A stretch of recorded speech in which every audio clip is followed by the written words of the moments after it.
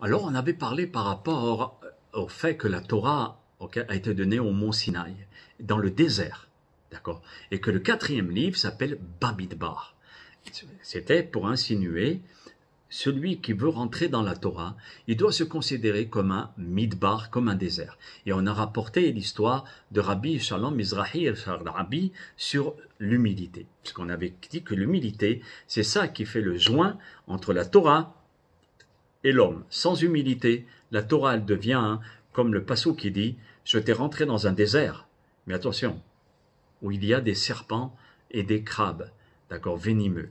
Ça veut dire celui qui ne prend pas l'humilité et qui étudie la Torah risque de devenir un rave ou quelqu'un de Torah, mais de serpent. C'est très dangereux. Donc c'est pour cela que l'humilité est très très importante. Et je vous avais dit, il y a une humilité qui est construite de la même manière que je vous avais parlé dans la première vidéo, mais maintenant il y a une humilité qui comprend un danger. Lorsque la personne n'a pas d'estime de soi, elle est tellement effacée, tellement humble, qu'à ce moment-là, même l'estime de soi, il n'en a plus. Et ça, c'est très, très, très dangereux. Très, très dangereux. Ça, c'est une humilité qui détruit. D'accord? Moi, je vous parle d'une humilité qui construit l'homme. Parce que celui qui se considère comme un zéro, il a une estime de soi zéro, ça, c'est très mauvais. D'accord? Et c'est le Yetzerara qui nous fait ainsi. D'accord? Pourquoi il nous fait ainsi? Il nous dit, mais écoute, tu vas faire Shabbat, tu vas faire ça, tu vas étudier. Mais arrête, c'est pas pour toi. Qu'est-ce que tu connais? Qu'est-ce que tu sais faire? Tu sais rien faire. Pauvre de toi. D'accord? Et donc, le Yetzerara, il nous chuchote là-dedans et il nous dit à chaque fois qu'on n'est absolument rien. Et ça, c'est une humilité qui est fausse et interdite. Elle est psoula, ça veut dire elle est impropre. Parce qu'elle détruit l'homme. D'accord? Rabbi Moshe Feinstein, dans le Eshdat, il rapporte, et il dit pourquoi la Torah elle a été donnée dans le Midbar, comme je vous ai dit tout à l'heure. Et il dit, juste avant, on lit le livre de Bamidbar, qui est la paracha, d'accord, de Bamidbar, juste avant Shavuot. Et le livre de Bamidbar, il tombe au moment de Shavuot. Et Shavuot, c'est le don de la Torah, c'est pas un hasard. Il dit, cette juxtaposition a pour but de nous enseigner que la Torah, elle est donnée à tout le monde. Midbar, tout le monde peut rentrer. Tout le monde. Et il n'y a pas quelqu'un qui est supérieur. D'accord? Et c'est ce qu'il faut dire à la personne qui dit, mais moi je suis absolument rien, je sais rien faire, etc. Non. On lui dit, Akadosh Baruch Hu, il donne une place à chacun d'entre nous. D'accord? Tu n'as qu'à lire la paracha de Bamidbar et tu vas voir que là-bas, tous les Bni Israël étaient présents. Même les Neshamot sont descendus du ciel pour pouvoir assister au don de la Torah. Pour dire quoi? On est tous égaux.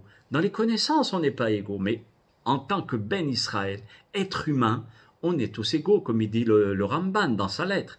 Il dit, respecte, d'accord, comme ton maître, ton voisin. Tu le connais même pas, ben, comme ton maître. Regardez un petit peu comment c'est important. Donc ici, on est tous au même niveau. On est compté de tous de la même manière. Parce que comme je vous ai dit, Bamidbar, il commande par le dénombrement. On est compté pour dire que tu as une place dans le peuple d'Israël. Tu as une place sur cette planète et dans le peuple. Chaque individu fait partie du peuple. S'il manque un individu, ça ne fait pas partie. Il n'y a pas de peuple. D'accord? Ton frère, il a le même titre que toi. Un Ben Israël.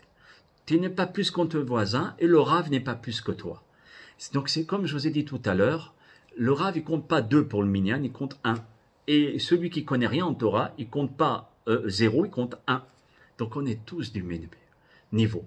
Et de ce fait, chacun d'entre nous, on est l'égal de son prochain dans la responsabilité, pas dans la connaissance. La connaissance, on se fait dépasser, c'est bien et c'est fantastique, heureusement encore. Parce qu'il y a des rabbanim, où il y a des gens qui connaissent tel travail, telle précision, etc.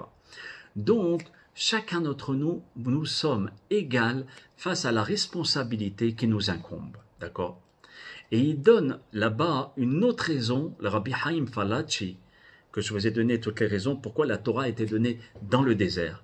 Et c'est un rapport avec Rabbi Moshe Feinstein. Il dit, Hachem a mené les Bnei Israël dans le désert, d'accord? Pourquoi? Pour nous dire, écoute-moi bien, là-bas dans le désert, je vous ai recensé, je vous ai compté, et recompter. Combien de fois? 12 à 12 reprises.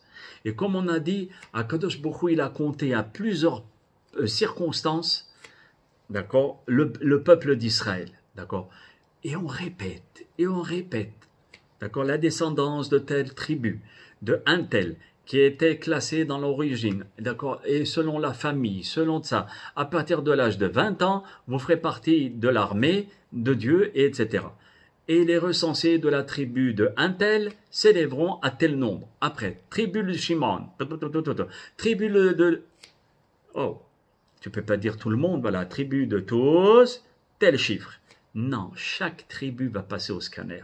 Chaque tribu, Akadosh Baruch Hu va lui donner son importance. Chaque individu, Akadosh Baruch Hu, il va le recenser. Vous voyez, la Torah, elle s'étend longuement à ce sujet. Apparemment, on pourrait dire, mais c'est superficiel, ça veut rien dire. Pourquoi attacher tant d'importance au recensement? Pourquoi marquer? Ça, c'était à l'époque, maintenant. Maintenant même, Hachem, chaque jour, il fait le recensement du peuple d'Israël. Vous voyez?